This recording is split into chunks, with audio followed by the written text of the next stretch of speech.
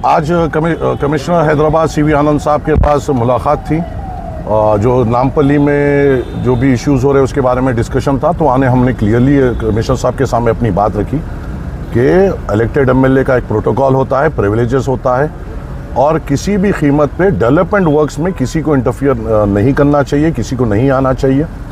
खाली अपने पॉलिटिकल रोटियां सेकने के लिए अगर आप आके एक दिन पहले जो रोड खुदी हुई है उसको आकर आप क्वालिटी आप वैसे चेक करना चाहते हैं, कमिश्नर साहब ने इसके पूरी तरीके से नोट लिया है। फिर और फिर आगे भी आएगा। हम हमारी पूरी टीम के साथ, पूरे लॉयर्स के साथ हम पहुंचे थे और हमने पूरी तरीके से अपनी बात वहां पे रखी।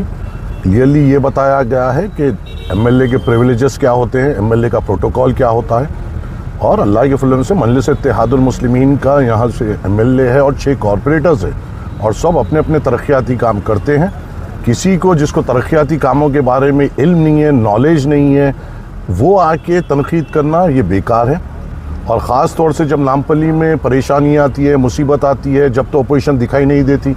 पोचमा बस्ती का टेम्पल का इतना बड़ा मसला हुआ, जब अपोजिशन नज़र नहीं आती। कहीं पे कुछ आग लगती है, कहीं अपोजिशन नज़र नहीं आती। कहीं पे कुछ हादसा होता है, जब अपोजिशन नज़र नहीं आती। कहीं पे कोई मसाइल होते हैं, जब अपोजिशन नज़र नहीं आती।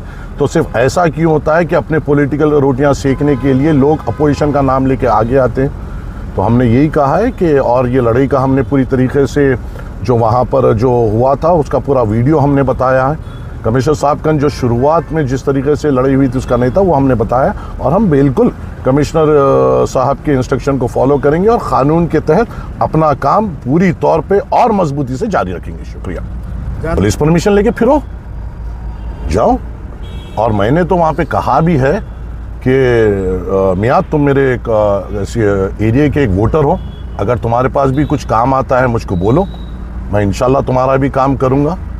उनको भी ये समझना चाहिए, कोई भी मसाइल अगर है, उनकी कोई अहदेदार तो बात नहीं सुनेगा क्योंकि उसके प्रिविलेजेस एमएलएस के साथ रहते हैं।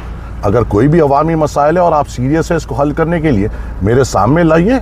वो भी एक मेरे वोटर है और मैं एक वोटर का जैसा हक अदा करता हूँ उनके भी काम कराऊँगा। आइए बोलिए, जो चीज़ नहीं आती वो करने की कोशिश मत करिए, जिसको करना आता है उससे कराइए और इंशाल्लाह हम आवाम के तवक्कुआत पे उतरेंगे इंशाअल्लाह ताला। शुक्रिया।